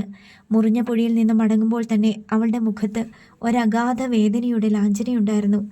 ചന്ദ്രബാബുവിന് എന്ത് സംഭവിച്ചിരിക്കാം എന്നത് ഏറ്റവും ആദ്യം ഊഹിച്ചെടുത്തത് അലിമയായിരിക്കുമെന്ന് രാജഗോപാലിനറിയാം. ബാക്കിയുള്ളവർക്കെല്ലാം ഒരു ത്രില്ലർ കഥയുടെ സസ്പെൻസിനെ സംബന്ധിച്ച ആകാംക്ഷയിൽ കൂടുതലൊന്നും ഉണ്ടാകാൻ വഴിയില്ല. എന്നാൽ അല്ലിമയെ സംബന്ധിച്ചിടത്തോളം അവളുടെ അച്ഛൻ്റെ നീറിപ്പോയ ജീവിതമാണത്. കാർ പുല്ലുപാറ ചെക്ക് പോസ്റ്റ് കടന്ന് ചുരമിറങ്ങിപ്പോയിക്കൊണ്ടിരുന്നു. ഹേമചന്ദ്രൻ കല്ലാറ്റുപടിക്കൽ വീട്ടിലെത്തുമ്പോൾ രാത്രി 11:30 മണിയായി. ബാലകൃഷ്ണ മേനോൻ ഉറങ്ങാതെ കാത്തിരിപ്പുണ്ടായിരുന്നു. ചെന്നപാടെ ഹേമചന്ദ്രൻ ഭാര്യാപിതാവിനോട് പറഞ്ഞു, നമ്മൾ ഇതുവരെ കണ്ടതൊന്നുമല്ല, കാണാനിരിക്കുന്നതേയുള്ളൂ. ഐസ്ബർഗിൻ്റെ മുകളറ്റം മാത്രമാണ് നമ്മൾ കണ്ടത്. നീ അന്വേഷിച്ചോ ആ പെണ്ണിനെ പറ്റി? ആദ്യം നമ്മുടെ സ്വന്തം കുടുംബത്തിലെ ഭാര്യയെക്കുറിച്ച് പറയാം.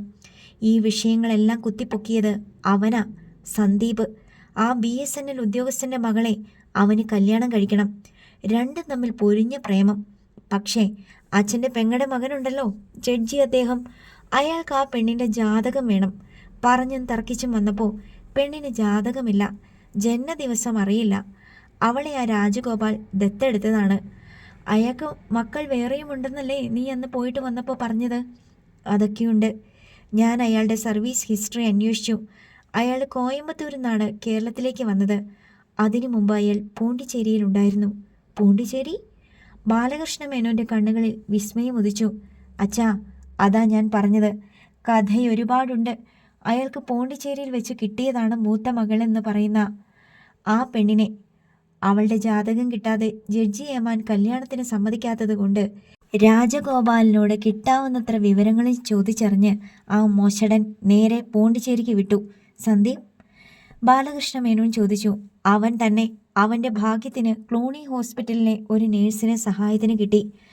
അതോടെ അവന് ഹോസ്പിറ്റലിൽ നിന്ന് വിവരങ്ങൾ കളക്ട് ചെയ്യാൻ എളുപ്പമായി. ചുരുക്കി പറഞ്ഞ 96 ഡിസംബർ 3-ന് മല്ലിക ചിറ്റയുടെ മകൾ മാളു പോണ്ടിച്ചേരി ക്ലൂണി ഹോസ്പിറ്റലിൽ പ്രസവിച്ച കുഞ്ഞാണ് ഇപ്പോൾ രാജഗോപാലിൻ്റെ മൂത്ത മകളായി കൂടെയുള്ളത്. ബാലകൃഷ്ണ മേനോൻ ജാഗ്രത കൊണ്ടും അത്യാകാംക്ഷ കൊണ്ടും ഉദ്വിഗ്നനായി. ഉറപ്പാണോ ഹേമചന്ദ്ര? അതെ.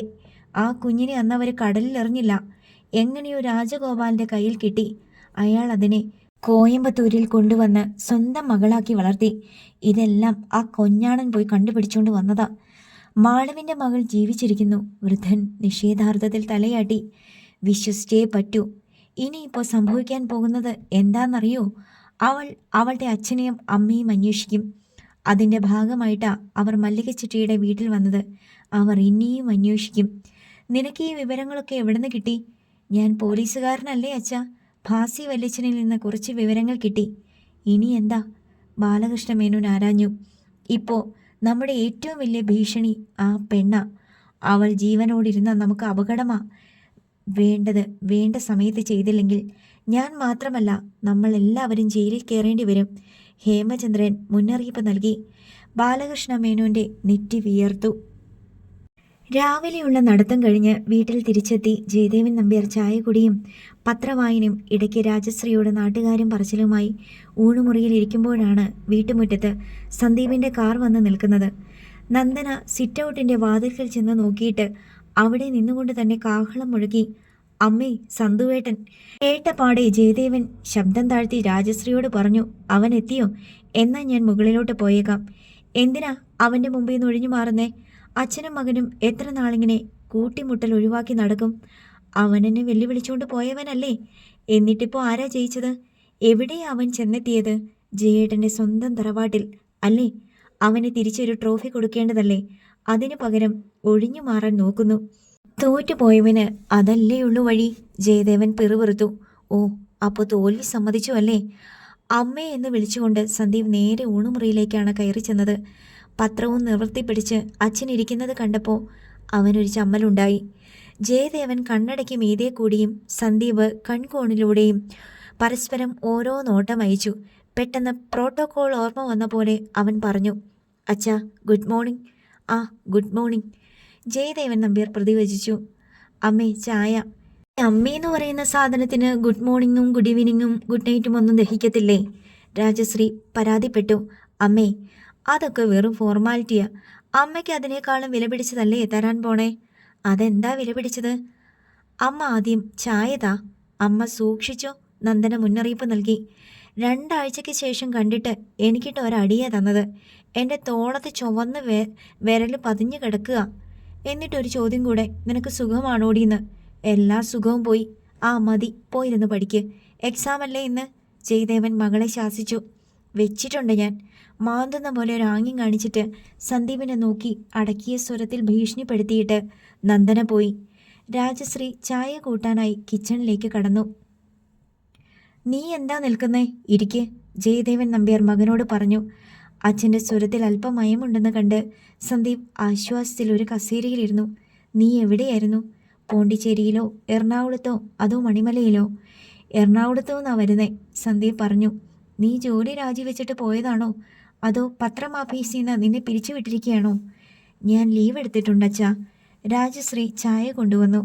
അവരും കൂടി ഡൈനിങ് ടേബിളിൻ്റെ കുറിയ വശത്ത് ഇരിപ്പുറപ്പിച്ചു. സന്ദീപ് ചായ മെല്ലെ ഊതി കുടിച്ചു. അമ്മേ, നല്ല ചായ, താങ്ക് യു.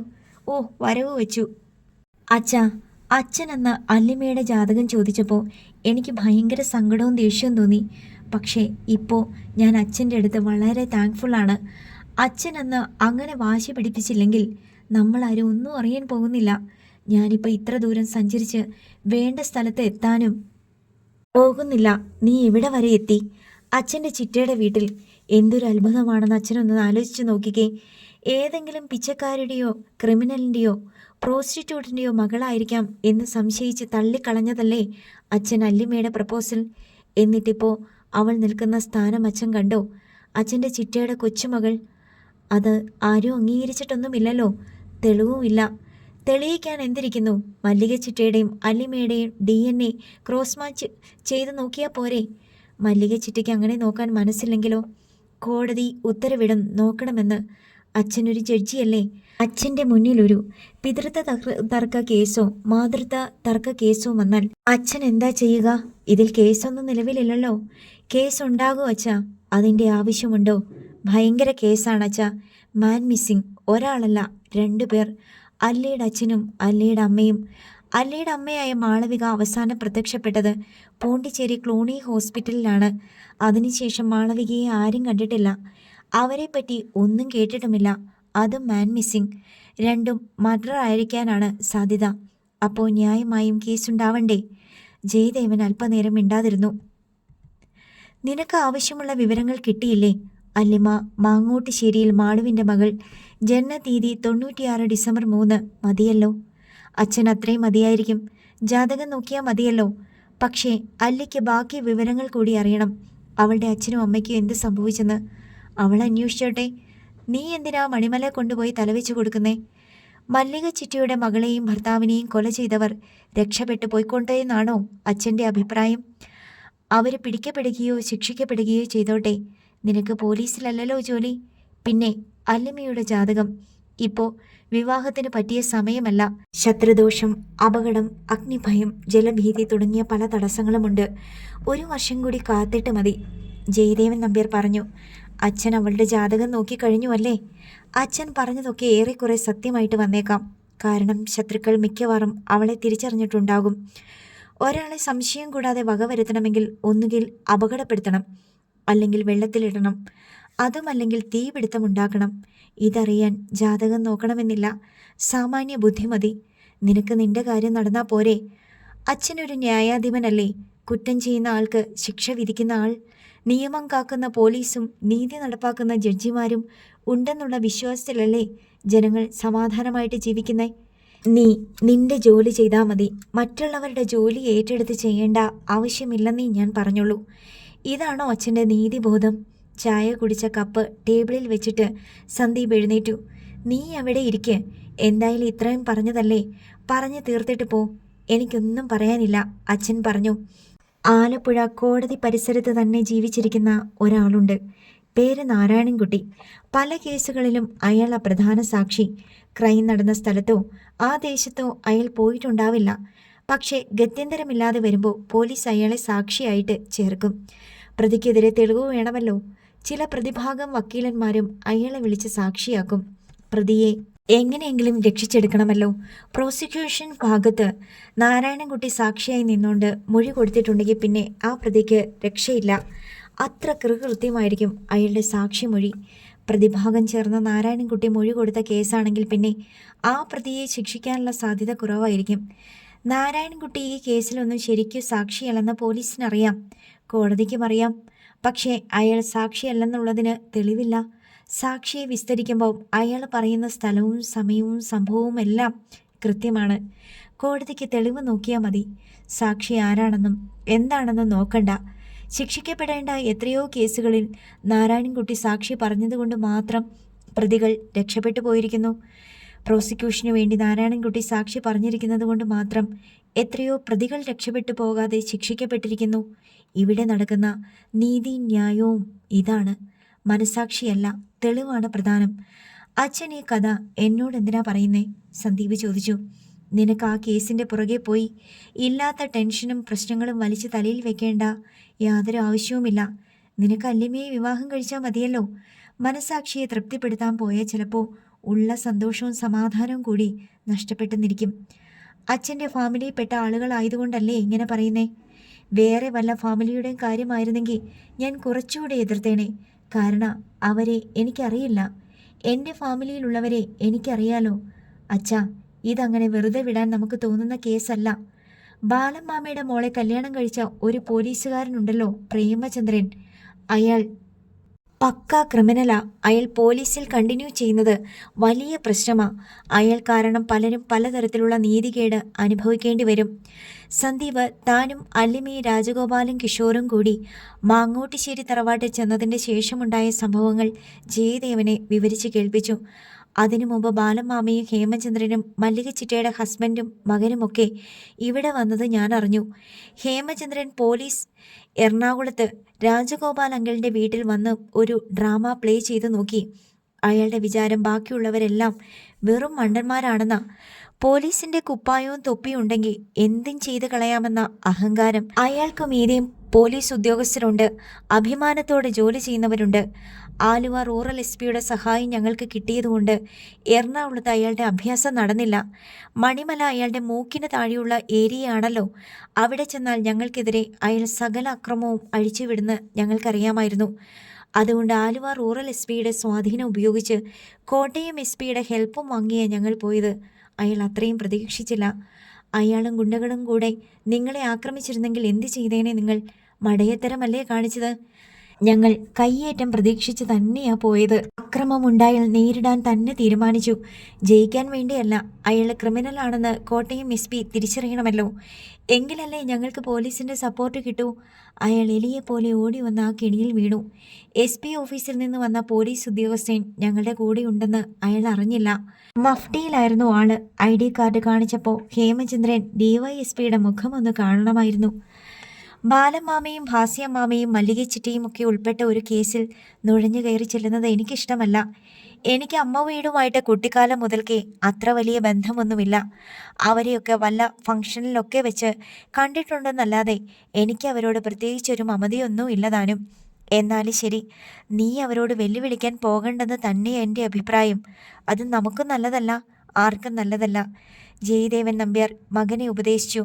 ഞാൻ അവരോട് യുദ്ധത്തിനൊന്നും പോകുന്നില്ല അച്ഛാ. പക്ഷേ ഹേമചന്ദ്രൻ്റെ പോലീസ് തൊപ്പിയും കാക്കിക്കുപ്പായും ഞാൻ അഴിച്ചു വെപ്പിക്കും. അയാളുടെ ഉള്ളിലൊരു ചെകുത്താറുണ്ട്. അതിൻ്റെ തീക്കണ്ണ് ഞാൻ കുത്തിപ്പൊട്ടിക്കും. വേറെ ആരോടും എനിക്ക് വിരോധമില്ല. ബാലമ്മാമ ഇന്നലെയും എന്നെ വിളിച്ചിട്ടുണ്ടായിരുന്നു. മിനിഞ്ഞാന്ന് നിങ്ങൾ തമ്മിൽ മാങ്ങാട്ടുശ്ശേരി വെച്ച് കണ്ട കാര്യമൊക്കെ വിസ്തരിച്ച് പറഞ്ഞു. ഓഹോ, അച്ഛൻ എല്ലാം അറിഞ്ഞിട്ടാ എന്നോട് ചോദിച്ചതല്ലേ? സന്ദീപിൻ്റെ സ്വരത്തിൽ പരിഭവം കലർന്നു. നിന്റെ ഭാഗവും കേൾക്കണമല്ലോ. ബാലമാമ ഒരു കാര്യമേ ആവശ്യപ്പെട്ടുള്ളൂ, ഉപദ്രവിക്കരുതെന്ന് നിന്റെ മകനോട് പറയണമെന്ന്. അച്ഛൻ വാക്കുകൊടുത്തോ? ഞാൻ വാക്കുകൊടുത്താൽ നീ എന്നെ അനുസരിക്കുമോ? അവൻ്റെ ഔദ്യോഗിക കാര്യങ്ങളിൽ ഞാൻ ഇടപെടാറില്ല എന്ന് മാത്രം പറഞ്ഞു. അച്ഛനൊന്ന് ആലോചിച്ച് നോക്കിക്കേ. ദുരഭിമാന കൊലയല്ലേ നടന്നിരിക്കുന്നത്? തെളിവ് കിട്ടിയോ നിനക്ക്? ഇല്ലല്ലോ. ബോഡി കിട്ടാത്തിടത്തോളം കാലം കൊലപാതകം നടന്നിട്ടില്ലെന്ന് തന്നെയാ അർത്ഥം. അതും വെറും മാൻ മിസ്സിങ്. 22 വർഷത്തിന് ശേഷം നീ എവിടെ ചെന്ന് ബോഡി കണ്ടുപിടിക്കും? ആ ചോദ്യത്തിന് ഉത്തരം പറയാൻ സന്ദീപിന് കഴിഞ്ഞില്ല. ജയദേവൻ നമ്പ്യാർ പത്രം മടക്കി ടേബിളിൽ വെച്ച് എഴുന്നേറ്റു. ചില കാര്യങ്ങളിൽ തലയിടാതിരിക്കുന്നതാണ് ബുദ്ധി. നീയും അല്ലിമയും തമ്മിലുള്ള വിവാഹം 1 വർഷം കഴിഞ്ഞ് നടത്താം. അച്ഛൻ ഉദ്ദേശിച്ചത് എനിക്ക് മനസ്സിലായി. 1 വർഷം കഴിഞ്ഞ് അല്ലി ജീവിച്ചിരിപ്പുണ്ടെങ്കിൽ അല്ലേ? നിന്റെ ഇഷ്ടം പോലെ വ്യാഖ്യാനിച്ചോ. ജയദേവൻ നമ്പ്യാർ കോണിപ്പടി ചുവട്ടിലേക്ക് നടന്നുപോയി. പൊൻകുന്നം സിറ്റിസൺ ക്ലബിന്റെ ബാർ റൂമിൽ ഒരു ടേബിളിന്റെ ഇരുവശത്തുമായി ഇരുന്ന് മദ്യപിക്കുകയാണ് ഹേമചന്ദ്രനും ഹരീന്ദ്രനും. എപ്പോഴും നമ്മൾ നടത്തുന്ന കാര്യങ്ങൾ പെർഫെക്റ്റ് ആയിരിക്കണം. ഒരു ചെറിയ കൈപ്പിഴ മതി നമ്മുടെ ജീവിതം തുലഞ്ഞു പോകും. ഹേമചന്ദ്രൻ ഹരീന്ദ്രനോട് പറഞ്ഞു. എല്ലാം പെർഫെക്റ്റ് ആയിരുന്നല്ലോ? ഹരീന്ദ്രൻ മറുപടി പറഞ്ഞു. അല്ലായിരുന്നു. ആ കുഞ്ഞിന്റെ കാര്യം നിങ്ങൾ എന്തുകൊണ്ട് അന്ന് മൂന്നാമതൊരാളെ ഏൽപ്പിച്ചു? അയാൾ അത്രയ്ക്ക് വിശ്വസ്തനാണെന്ന് ഭാസി അമ്മാമ ഉറപ്പിച്ചു പറഞ്ഞതുകൊണ്ട്. കുഞ്ഞിനെ കയ്യിൽ വെച്ചുകൊണ്ടിരിക്കാൻ പറ്റില്ല. പൊക്കിൾ കൂടി മുറിഞ്ഞിട്ടില്ല. വേറെ ആര് ചെയ്യും? ഭാസിയമ്മാമ ചെയ്യുമോ? ബാലമ്മാമ ചെയ്യുമോ? മധുചേട്ടനോട് പറയാൻ പറ്റുമോ? ഏത് റോഡിലേക്ക് ഇറങ്ങിയാലും വെള്ളം. എവിടെയെങ്കിലും വലിച്ചെറിയാമെന്ന് വെച്ചാൽ ആ പരിസരത്ത് പൊങ്ങും ഡെഡ് ബോഡി. കടലിലെറിഞ്ഞാൽ പിന്നെ ബോഡി കിട്ടാൻ തന്നെ ദിവസങ്ങളെടുക്കും. കിട്ടിയാലും ആരുടേതെന്ന് ഐഡൻറ്റിഫൈ ചെയ്യാൻ പറ്റില്ല. ഇതെല്ലാം ഞങ്ങൾ കണക്ക് കൂട്ടിയിട്ടാ ചോദിച്ചതിൻ്റെ ഇരട്ടി പൈസയും കൊടുത്ത് അവനെ ഏൽപ്പിച്ചത്. ഞങ്ങൾക്ക് രാത്രി തന്നെ തിരിച്ചു പോരണം. എല്ലാം കൂടി നോക്കിയപ്പോൾ വിശ്വസിക്കുകയല്ലാതെ വേറെ മാർഗമില്ലായിരുന്നു. ഇപ്പോൾ അതിൻ്റെ തിരിച്ചടി മർമ്മത്ത് തന്നെ വന്ന് കൊണ്ടില്ലേ? തല മരവിച്ചു പോയല്ലോ. ഹേമചന്ദ്രൻ ചോദിച്ചു. അന്ന് വെറും 2.5 കിലോ മാത്രമുണ്ടായിരുന്ന ഒരു മാംസപ്പൊതി ഇന്നോ 5.5 അടി പൊക്കത്തിൽ 55 കിലോ ഭാരത്തിൽ ജീവനുള്ള പെണ്ണ്. ഇല്ലാണ്ടാക്കാൻ ഏതായിരുന്നു എളുപ്പം? മണ്ടത്തരം കാണിച്ചു വെച്ചിട്ട് ഇനി അതിൻ്റെ പുറകെ ഓട്ടം. കഴിഞ്ഞു പോയില്ലേ ഹേമേട്ട? രക്ഷപ്പെടാൻ എന്താ ഒരു മാർഗം? അവൾ കളമശ്ശേരിയിലെ ഏതോ കോളേജിൽ PG ചെയ്യുക. കോളേജിൽ പോകുന്നതും വരുന്നതും വാച്ച് ചെയ്യാൻ ആളെ ഏർപ്പാടാക്കിയിട്ടുണ്ട്. ചില ദിവസങ്ങളിൽ പകൽ വീട്ടിൽ തനിച്ചാണ്. ഏതെങ്കിലും ബംഗാളിയെയോ ആസാമിയെയോ കിട്ടുമെന്ന് നോക്കാം. ചോദിക്കുന്ന പൈസ കൊടുത്താൽ മതി. വീട്ടിൽ ഒറ്റയ്ക്കുള്ളപ്പോൾ കയറ്റിവിട്ട ആരും അറിയാതെ പണി തീർത്തിട്ട് പോയിക്കോളും. നോർത്തിൽ പോയി മുങ്ങിക്കഴിഞ്ഞാൽ എങ്ങനെ കണ്ടുപിടിക്കാനാ? അവൻ്റെ കാര്യത്തിലും എന്തെങ്കിലും ചെയ്യാതെ പറ്റത്തില്ലല്ലോ. അത് സാരമില്ല. ആലപ്പുഴ ഹരിപ്പാട് ഹൈവേയിൽ എവിടെയെങ്കിലും വെച്ചൊരു ആക്സിഡൻറ്റ്. പത്രം ഓഫീസിൽ അവൻ്റെ വരവും പോക്കും രാത്രിയിലാണ്. ട്രിവാൻഡ്രത്ത് പത്ര റിപ്പോർട്ടറെ നേരിട്ട് കാറിടിപ്പിച്ച് കൊന്നിട്ടും ഒരു ചുക്കും സംഭവിച്ചില്ല. പിന്നെയാ ആലപ്പുഴ കനാലിൽ കിടന്ന് നുളയ്ക്കുന്ന വാൽ മാക്രി. ഹേമചന്ദ്രൻ പരമപുച്ഛത്തോടെ പറഞ്ഞു. ചന്ദ്രബാബുവിൻ്റെ വീട്ടുകാരെയും ഒന്ന് നോക്കി വെക്കണ്ടേ? അത് നാളെയോ മറ്റന്നാളോ വിവരം കിട്ടും. പെരിയാർ വാലിക്ക് അന്വേഷണത്തിന് ആൾ പോയിട്ടുണ്ട്. ഹേമചന്ദ്രൻ പറഞ്ഞു. പണ്ടേ മണ്ണിനടിയിൽ പോയ കേസാ. ഛേ! അയാളുടെ ഉള്ളിലെ നിരാശയും അമർഷവും പുച്ഛത്തിൻ്റെ മേൻപൊടി ചേർത്ത് പുറത്തേക്ക് വമിച്ചു. മെസ്സേജ് ബോക്സ് തുറന്നപ്പോഴേ കണ്ടു.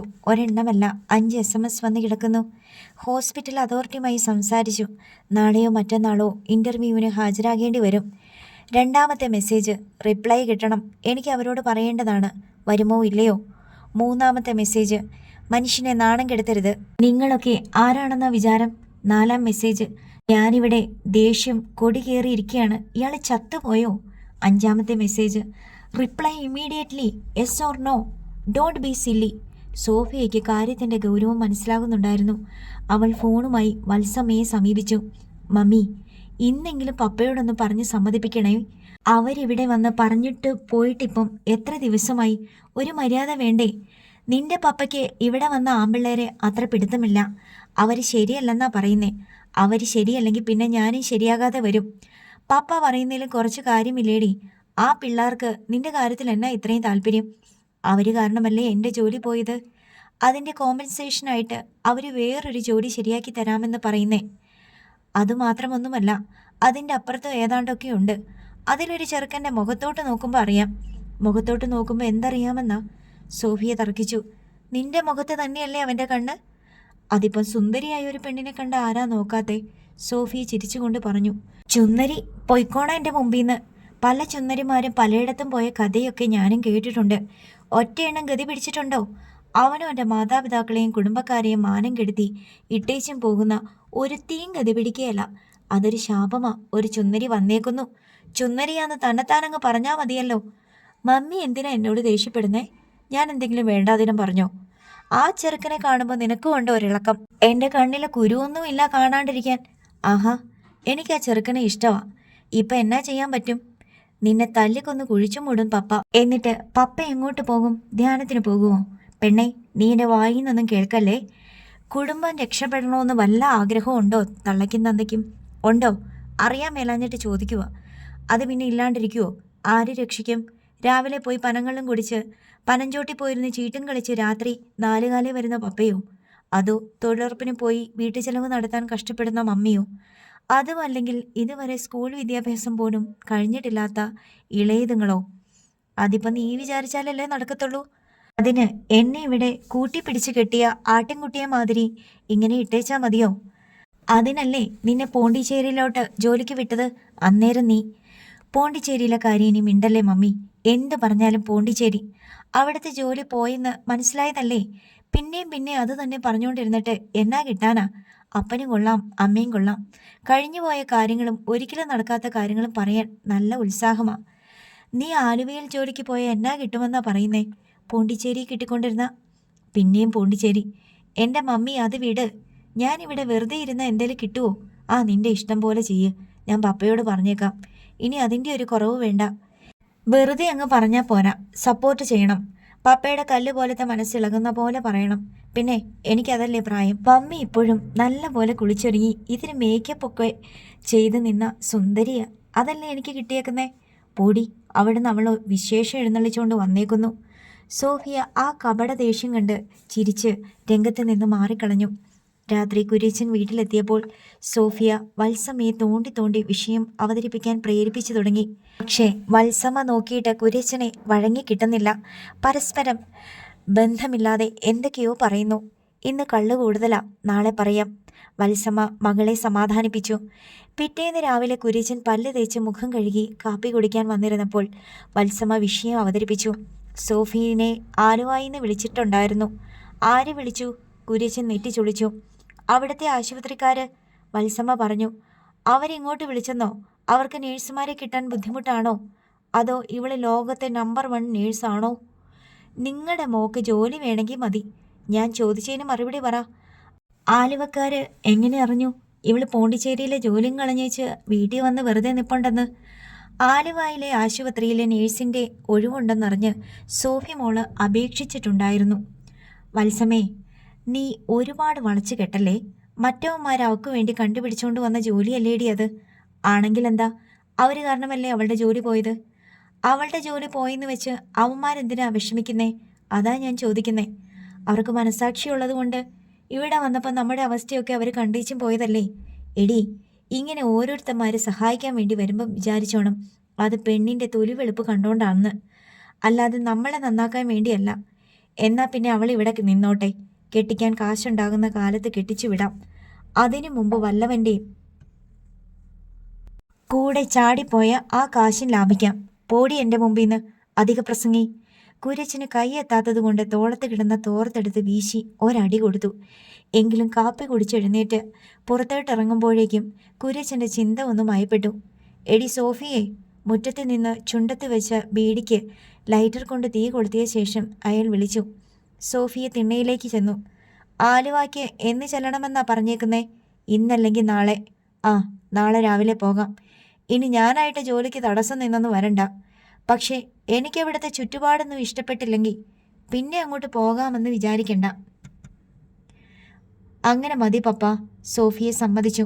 കുര്യച്ചൻ മൺപടികളിറങ്ങി റോഡിലേക്ക് പോയി. സോഫിയ അപ്പോൾ തന്നെ കിഷോറിന് മെസ്സേജ് അയച്ചു. പപ്പ സമ്മതിച്ചു, നാളെ വരാം. ഓ ഗോഡ്. യോഗ്യതാ റൗണ്ട് കടന്നു കിട്ടി. നാളെ എവിടെ വരും? എങ്ങനെ വരും? എവിടെ വരണം എനിക്കൊന്നും അറിയത്തില്ല. ഞാൻ കാറുമായി ആലുവയിൽ വരാം. ബദനി ഹോസ്പിറ്റലിൻ്റെ ഗേറ്റിൽ വന്നാൽ മതി. അതെവിടാ? ടൗണിലാണോ? റൂട്ട് മാപ്പ് ഞാൻ കൃത്യമായിട്ട് പിന്നീട് തരാം. വരുമെന്ന് പറഞ്ഞതിന് മാറ്റമൊന്നുമില്ലല്ലോ. പപ്പയുടെ കാര്യമായതുകൊണ്ട് ഒന്നും തീർത്തു പറയാൻ പറ്റില്ല. എന്നാലും 70% വരുമെന്ന് തന്നെയാ.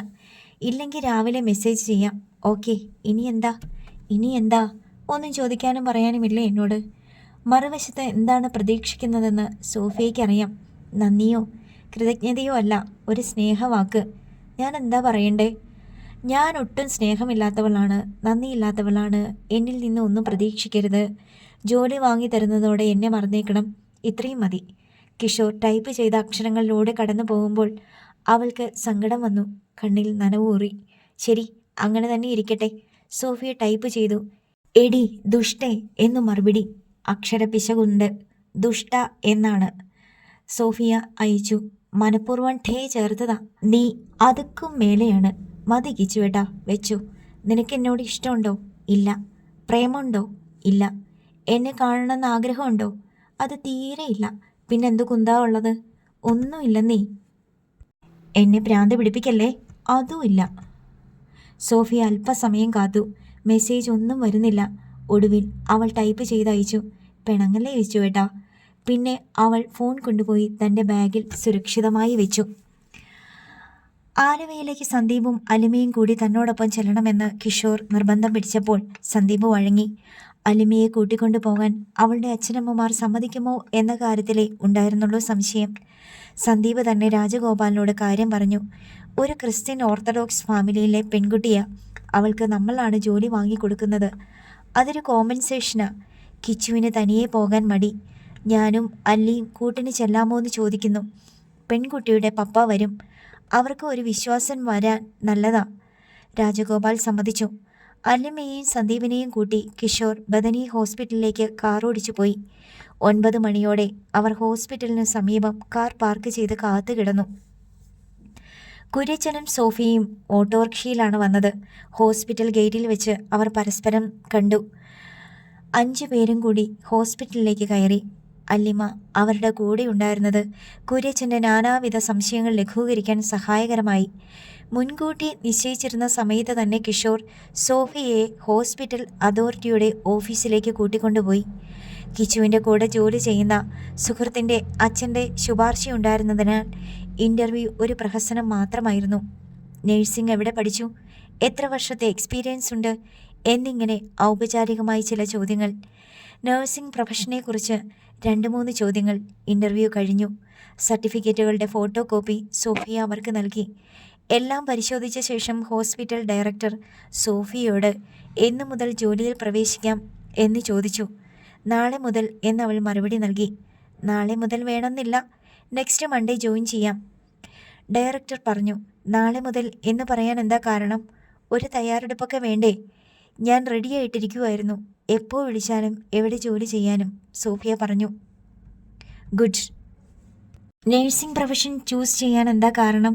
വിദേശത്ത് പോയി കുറേ പൈസ ഉണ്ടാക്കണം, വീട് വെക്കണം, സഹോദരങ്ങളെ സഹായിക്കണം, ഇങ്ങനെയൊക്കെ വിചാരിച്ചിട്ടാണ് മിക്കവരും ഈ മേഖലയിലേക്ക് വരുന്നത്, ഹോസ്പിറ്റൽ ഡയറക്ടർ ചോദിച്ചു. നേഴ്സിംഗ് പ്രൊഫഷൻ എനിക്കിഷ്ടമാണ്. ഞാൻ ആഗ്രഹിച്ച് ചേർന്നതാ. പൈസ ഉണ്ടാക്കാൻ പറ്റും എന്നതും നല്ലതായിട്ടാണ് തോന്നിയത്. എനിക്ക് വേണ്ടി മാത്രം ജീവിക്കുന്നതിനേക്കാളും ഇഷ്ടം എന്നെ ആശ്രയിക്കുന്നവർക്ക് വേണ്ടിയും കൂടി ജീവിക്കുന്നതാണ്, സോഫിയ പറഞ്ഞു. ഗുഡ്. അതൊരു നല്ല വിഷനാണ്. Keep it up. ഡയറക്ടർ അനുമോദിച്ചു. ജോലിക്ക് ചേർന്നാൽ താമസിക്കാനുള്ള സൗകര്യം കൂടി നോക്കണ്ടേ? ഇപ്പോഴേ നോക്കിയിട്ട് പോകണം. ഇവിടെ ചില ലേഡീസ് ഹോസ്റ്റലുകളുണ്ട്. ഇവിടുത്തെ തന്നെ നേഴ്സുമാർ താമസിക്കുന്ന ഹോസ്റ്റലുകളുണ്ട്. ഹോസ്പിറ്റൽ അധികൃതരുടെ ഓഫീസിൽ നിന്നിറങ്ങിയ ശേഷം കിഷോറും കൂട്ടരും അനന്തര നടപടികളെപ്പറ്റി ആലോചിച്ചു. ബദനി ഹോസ്പിറ്റലിൽ തന്നെ ജോലി ചെയ്യുന്ന ചില നേഴ്സുമാരെ കണ്ട് അവർ താമസിക്കുന്ന ഹോസ്റ്റലുകളെ പറ്റിയുള്ള വിവരങ്ങൾ ശേഖരിച്ചു. അക്കൂട്ടത്തിൽ കണ്ടിട്ട് തൃപ്തികരം എന്ന് തോന്നിയ ഒരു ഹോസ്റ്റലിൻ്റെ മേട്രനുമായി സംസാരിച്ച് സോഫിയയ്ക്ക് താമസിക്കാനുള്ള മുറി ബുക്ക് ചെയ്തു. കുര്യച്ചൻ മിക്കപ്പോഴും കാഴ്ചക്കാരനായി അവരോടൊപ്പം നിന്നു. താൻ നോക്കിയാൽ ഒന്നും നടക്കില്ലെന്ന് അയാൾക്ക് തന്നെ മനസ്സിലായി കഴിഞ്ഞിരുന്നു. തന്നെത്താൻ ഹോസ്റ്റൽ കണ്ടുപിടിക്കാനോ ഓരോരോ കാര്യങ്ങൾ അന്വേഷിച്ചും ആവശ്യപ്പെട്ടും ഏർപ്പാടാക്കുവാനോ ഉള്ള സാമർഥ്യമൊന്നും അയാൾക്കില്ലായിരുന്നു. ഒടുവിൽ ഹോട്ടലിൽ കൂട്ടിക്കൊണ്ടുപോയി ഊണും വാങ്ങിക്കൊടുത്ത ശേഷമാണ് സോഫിയയെയും കുര്യച്ചനെയും അവർ കൂത്താട്ടുകുളത്തേക്ക് തിരിച്ചയച്ചത്. സോഫിയയെയും കുര്യച്ചനെയും കാറിൽ ബസ് സ്റ്റോപ്പിലെത്തിച്ച് മൂവാറ്റുപുഴ കൂത്താട്ടുകുളം വഴി പോകുന്ന ബസ്സിൽ കയറ്റി വിടുകയായിരുന്നു. സീറ്റിൽ സ്വസ്ഥമായി ഇരുന്നിട്ട് കുര്യച്ചൻ ആത്മകഥം പോലെയും എന്നാൽ സോഫിയെ കേൾക്കാൻ വേണ്ടിയും പറഞ്ഞു. നമ്മൾ ആദ്യം വിചാരിച്ച പോലെയല്ല, നല്ല മര്യാദക്കാരി പിള്ളേരാ. നമ്മളല്ല, പപ്പയാ ആദ്യം മോശമായിട്ട് വിചാരിച്ചേ. നമ്മൾ അങ്ങനെ ഓരോരുത്തരെ കാണുമ്പോഴേ കണ്ണുമടച്ച് വിശ്വസിക്കാൻ പാടില്ല. സോഫിയ ഒന്നും മിണ്ടിയില്ല. അത് ഇനിയാണെങ്കിലും, കുര്യച്ചൻ ഒരു മുന്നറിയിപ്പ് എന്ന പോലെ പറഞ്ഞു. കാറിൽ കാക്കനാട്ടേക്ക് തിരിച്ചു പോകുമ്പോൾ സന്ദീപ് കിഷോറിനെ ശ്രദ്ധിച്ചിട്ട് പറഞ്ഞു. ഇഷ്ടക്കാര്യം വന്നു, കണ്ടു, സംസാരിച്ചു, ജോലിയും താമസവും റെഡിയാക്കി, ചോറും വാങ്ങിക്കൊടുത്ത് ബസ്സിൽ കയറ്റി വിട്ടു. എന്നിട്ടും ഒരുത്തൻ്റെ മുഖത്ത് അതിൻ്റെ ഒരു സന്തോഷം കാണാനില്ല. എന്തു പറ്റിക്കിച്ചു? അല്ലിമ തിരക്കി. ഓ, ഒന്നും പറയാതിരിക്കുക ഭേദം. ഒന്നും മിണ്ടാൻ, നേരാവണ്ണം ഒന്ന് കാണാൻ ഒരിത്തിരി സാവകാശം കിട്ടണ്ടേ? കിഷോർ ആവലാതിപ്പെട്ടു. നീ കണ്ടില്ലേ, മിണ്ടിയില്ലേ? എല്ലാം ഫോർമലായിട്ട്. ഇങ്ങനെയാണോ സന്തുവേട്ടാ നിങ്ങൾ? എന്ത് ഫ്രീ ആയിട്ടാണ് നിങ്ങൾ തമ്മിൽ സംസാരിക്കുന്നേ? എൻ്റെ അങ്ങനെയൊന്നുമല്ല. മസിൽ പിടിച്ചതുപോലെ എല്ലായിടത്തും. ആ പെണ്ണിൻ്റെ മുഖത്തോട്ട് നോക്കിയാൽ നമ്മളോടൊരു തരി സ്നേഹം പോലും ഉണ്ടെന്ന് തോന്നൂല. എടാ, അവളുടെ അപ്പനാ കൂടെയുള്ളത്, കൂട്ടുകാരനല്ല. ഞാൻ എന്തൊക്കെ വിചാരിച്ചതാ? എന്താ വിചാരിച്ചത്? വല്യമ്മ ചോദിച്ചു. അവരെ നമ്മുടെ വീട്ടിലേക്ക് കൂട്ടിക്കൊണ്ട് പോകണം, അവിടുന്ന് ഊണും കൊടുക്കണം, ഫോർമലായിട്ടെങ്കിലും വീട്ടുകാർക്ക് പരിചയപ്പെടുത്തണം, നമ്മുടെ വീടൊക്കെ കാട്ടിക്കൊടുക്കണം, കിഷോർ പറഞ്ഞുകൊണ്ടിരുന്നു. ഇരുന്നിട്ട് കാല് നീട്ടടാ മോനെ, സന്ദീപ് കളിയാക്കി. ഇനി അവസരങ്ങളുണ്ടല്ലോ. പ്രവേശന പരീക്ഷ പാസ്സായില്ലേ? എടാ, പ്രേമിക്കുന്നവർക്ക് ഏറ്റവും അത്യാവശ്യം വേണ്ടത് ക്ഷമയും കാത്തിരിപ്പുവാ. ഞങ്ങളെ കണ്ടു പഠിക്ക്. ഏതാണ്ട് 1 വർഷമാകുന്നു തമ്മിൽ കണ്ടുമുട്ടിയിട്ട്. ഇതുവരെ ഒരിടത്തും എത്തിയിട്ടില്ല. നിങ്ങളെല്ലാം പാസ്സാക്കി വെച്ചിരിക്കുമല്ലേ? ഇനി ഡേറ്റും മുഹൂർത്തവും കൂടി തീരുമാനിച്ചാൽ മതിയല്ലോ. എന്തെങ്കിലും തടസ്സമുണ്ടോ? പ്രത്യക്ഷത്തിലൊന്നുമില്ല, പക്ഷേ എവിടെയൊക്കെയോ ബോംബ് ചാർജ് ചെയ്ത് വെച്ചിരിക്കുന്ന പോലൊരു ഫീലിംഗ് ഉണ്ട്, സന്ദീപ് പറഞ്ഞു. പെരിയാർ വാലിക്ക് പോകണ്ടേ? നാളെ അല്ലെങ്കിൽ മറ്റന്നാൾ. തേക്കൻതണ്ടിലെ ഏജന്റ് രാത്രി വിളിക്കാമെന്ന് പറഞ്ഞിരിക്കുക. നിലവിൽ അയാൾക്കും ശേഖരൻകുട്ടി ഫാമിലിയെ പറ്റി അറിയില്ല. അയാളുടെ കോൾ ഇന്ന് രാത്രി വന്നാൽ നാളെ തിരിക്കാം. നമ്മൾ രണ്ടും മാത്രം? കിഷോർ ചോദിച്ചു. ശരിയായ വിവരം കിട്ടിയിട്ട് മതി അല്ലിമയെ കൂട്ടുന്നത്. ദീപ് തൻ്റെ പദ്ധതി വെളിപ്പെടുത്തി. അടുത്ത ഭാഗം നാളെ.